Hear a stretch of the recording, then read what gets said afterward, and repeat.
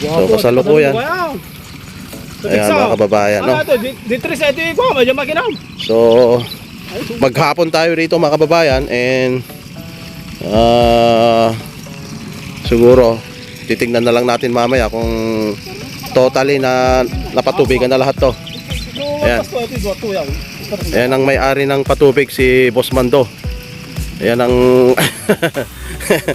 hinairang yan. Isang kwanto, sailor din ito. Galing sa barko ito. Ay, ganon. Oo. Ayan pala. Masenso, dahil Dating kwan pala yan, seaman. sailor ito, sailor. Kaya pala. Dati sailor din yan. At hindi na babalik. Hindi na siguro kasi may pundar na siya eh. Nakapundar, nakabahay na. Ayun pala yun pala, oh. Nakabalik na pala siya. Interview, Boss Mando. Fishing. Wala, hindi ka na babalik sa fishing. Wala na. Lang no, subject pa. Wala, siyempre noowan man ng tipon doon, kailangan na. Kailangan mo teamwork. Oo, kailangan tipon doon, no pa. Imbag ijay ta kuha na, no napangkad jay. Kuha ka lang, urayam la jay, kontrata mga talutawan, nunoan niya. Agawit ka, dakil mamayawit mo, no? Maurnong ya. Adamay pa, dalangan mo, dakil la ta dyan, maurnong siguro, ya. Kasi lang mo ti buhay ti kwa ngam kasano mo ti nalaka lang ti trabaho no kwa. Alis ko lang maka sanay ka. Ay kasi ay. Dakkel jabar ko yaw. Pasik lang.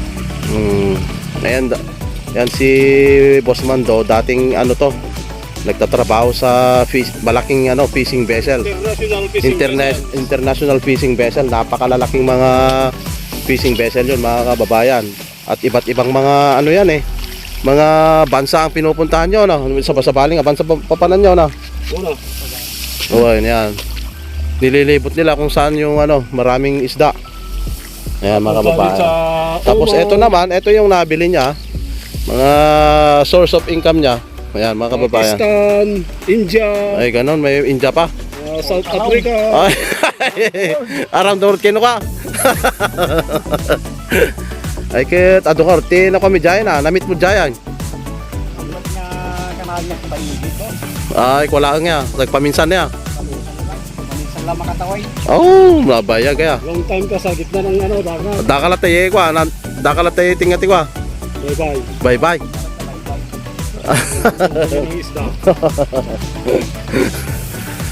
Oh, naramanan nyo amin nga klase ti ko siguro. Uno bawal lang sida. Oh, kilaw na ya. Kilaw kay siguro na. Di ko mati may vlog ka, kilawan ta. Ayun, oh.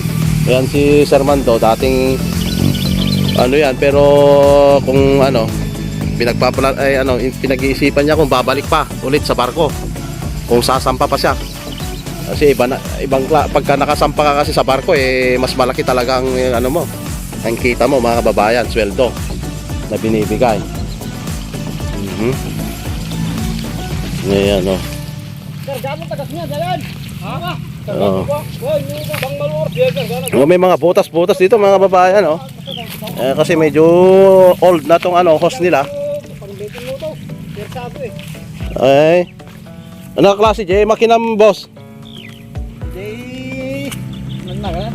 Ichiban boss. Ay, Ichiban. Wala, duti klaseng ako tatan. Honda. Ay, kay maya.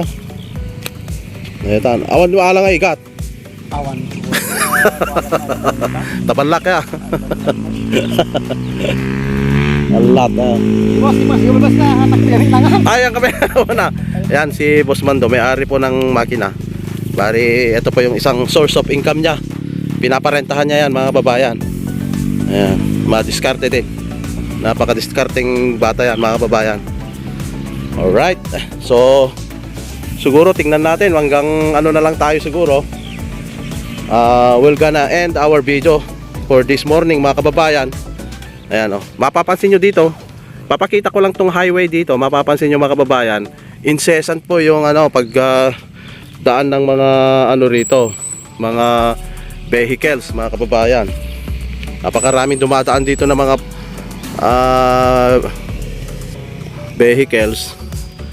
And yung mga ibang restaurant dito kumikita talaga kasi minsan one stop lang sila. Ang daming mga karga na mga pasahero, yung mga nagpapasahero galing sa ano yan, Forest Region, mga kababayan. Once ano lang, pag nag-stop yung isa, napakaraming pasahero, kakain lahat sa restaurant mo. Ganun ang kalakaran dito, mga kababayan. Lalo na nagutom galing sa ano yan, galing sa Forest Region, malayo. So tignan nyo mga kababayan, ang dami mga ano rito, oh, dumadaan dito na mga sasakyan. Marami talaga. Oh. Along lang ito sa atin. At malapit na rin magbubukas yung ano, may mga project yata sila dyan sa Monterey Farm.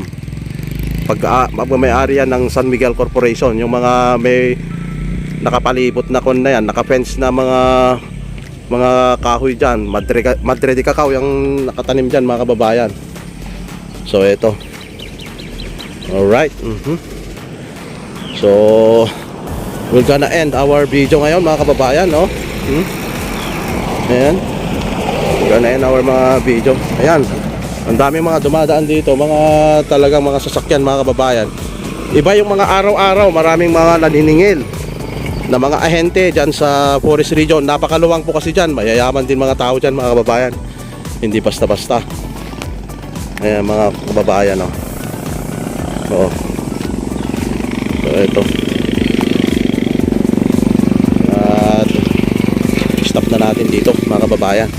So ito, pwedeng gawing parking lot ito, parking dito sa harap, mga kababayan. Kung magpapatayo sila ng ano rito, ng restaurant o pansitan dito, o kung ano yung magandang mailagay dito na negosyo, mga kababayan. So eto na, hanggang dito na lang, mga kababayan. Thank you so much sa panonood sa ating video, at yung patuloy na nanonood dito. Maraming salamat. Until our next upload again, mabuhay po tayong lahat, mga kababayan. Alright?